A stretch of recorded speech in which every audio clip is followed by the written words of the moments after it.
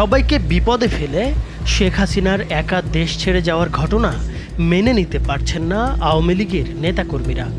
প্রয়াত স্বৈরশাসক এইচ.এম. এরশাদের মতো শেখ হাসিনাকেও কারাবরণ করানোর পক্ষে ছিলেন অনেকেই।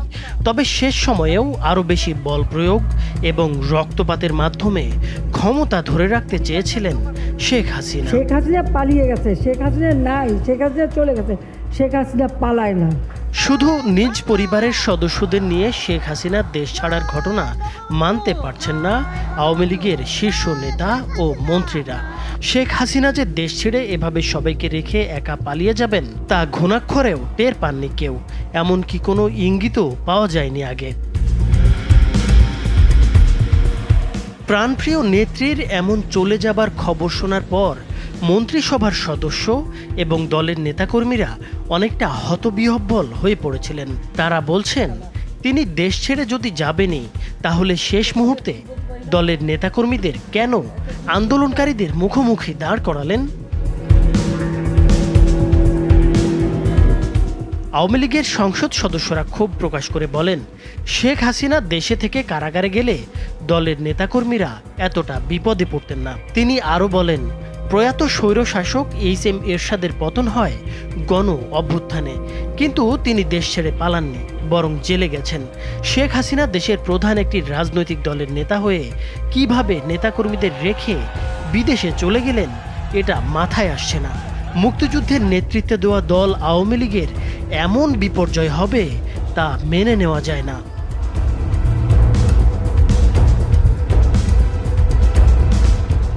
তবে শেষ সময়েও অতিরিক্ত বল প্রয়োগ এবং আরও বেশি রক্তপাতের মাধ্যমে ক্ষমতা ধরে রাখতে চেয়েছিলেন শেখ হাসিনা। পালিয়ে যাবার আগে গতকাল সকাল 10:30 থেকে প্রায় 1 ঘন্টা রাষ্ট্রীয় বিভিন্ন বাহিনীর শীর্ষ কর্মকর্তাদের চাপ দিচ্ছিলেন তিনি। পরিস্থিতি যে একেবারেই নিয়ন্ত্রণের বাইরে সেটি তিনি কিছুতেই মানতে চাচ্ছিলেন না। নিরাপত্তা বাহিনী কেন পরিস্থিতি সামাল দিতে পারছে না সেটার জন্য ক্ষোভ প্রকাশ করেন তিনি। শিক্ষার্থীরা আইনশৃঙ্খলা রক্ষাকারী বাহিনীর সাজোয়া যানে উঠে লাল রং দিয়ে দিচ্ছেন, এমনকি সামরিক যানে পর্যন্ত উঠে পড়ছেন। তারপরও কেন আইনশৃঙ্খলা বাহিনী কঠোর হচ্ছে না সেটা নিয়েও ক্ষোভ প্রকাশ করেন তিনি। এছাড়া বিশ্বাস করে এই কর্মকর্তাদের শীর্ষ পদে বসিয়েছেন সেটাও তিনি উল্লেখ করেন।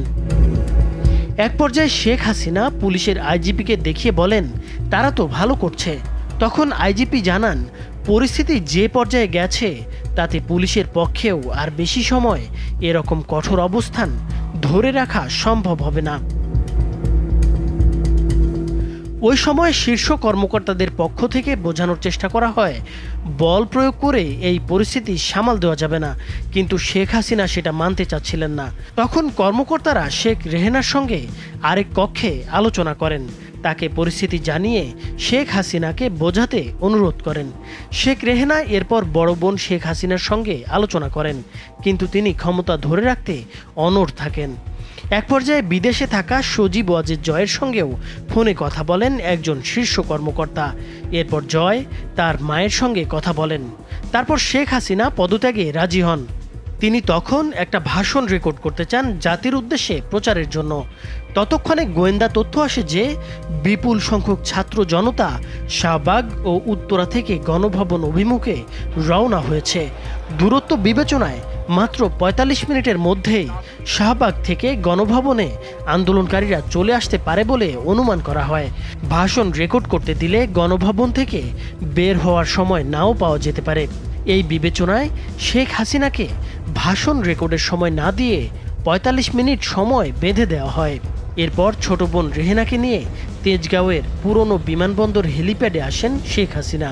সেখানে তাদের কয়েকটি লাগেজ ওঠানো হয়। তারপর তারা বঙ্গভবনে যান। সেখানে পদত্যাগের আনুষ্ঠানিকতা শেষ করে বেলা 2:30টার দিকে সামরিক হেলিকপ্টারে করে ছোট বোনসহ ভারতের উদ্দেশ্যে উড্ডয়ন করেন শেখ হাসিনা। এর মাধ্যমে 1.5 দশকের স্বৈরশাসনের পতন ঘটিয়ে নতুন ইতিহাস গড়ল বাংলাদেশের তরুণ সমাজ।